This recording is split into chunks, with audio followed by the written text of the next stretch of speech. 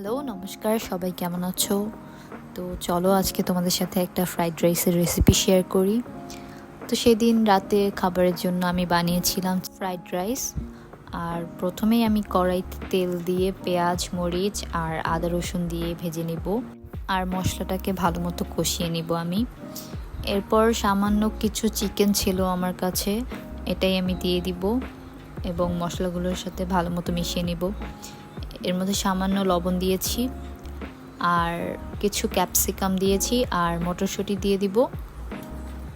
আর শীতকাল হলে এখানে আমি বাঁধাকপি অ্যাড করতে পারতাম, কিন্তু আমি যেহেতু গরমকালে রান্না করেছি সেজন্য বাঁধাকপিটা অ্যাভেলেবেল ছিল না। এখানে আপনারা চাইলে আরও নানান রকমের সবজি অ্যাড করতে পারবেন।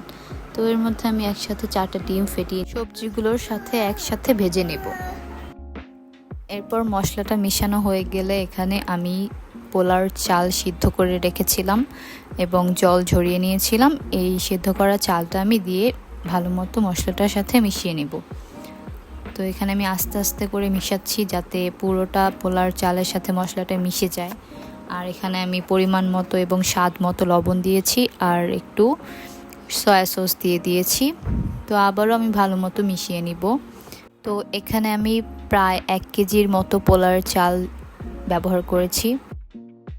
আমি ভালো মতো মিশিয়ে নিচ্ছি আমার ফ্রাইড রাইসটা। আপনারা এভাবে ট্রাই করে দেখবেন, বাসায় বানিয়ে খেতে খুব মজা লাগে। তো আমি এখানে সাথে সাইড ডিশ হিসেবে চিকেন ভেজিটেবল রেখেছিলাম আর চিকেন কারি রেখেছিলাম। আপনারা এই রেসিপি চাইলে কমেন্ট করবেন, আমি দিয়ে দিব। আর দেখেন কতটা দেখতে ইয়ামি লাগছে আমার ভেজিটেবলটা। আমার হাতের এই ভেজিটেবল আর ফ্রাইড রাইসটা আমার বাসায় সবাই পছন্দ করে, সেজন্য আমি মাঝে মাঝে করে থাকি, মানে প্রায় করে থাকি আর কি। তো আজকে এই পর্যন্তই ছিল। আপনাদের যদি আমার ভিডিও পছন্দ হয় আপনারা লাইক করে, কমেন্ট করে, শেয়ার করে দিবেন। আর হ্যাঁ, আমার চ্যানেলটা একটু সাবস্ক্রাইব করে দিবেন। আর আমার কথায় কোনো ভুল ত্রুটি হলে ক্ষমা দৃষ্টিতে দেখবেন। তো আজকে এই পর্যন্তই, টাটা।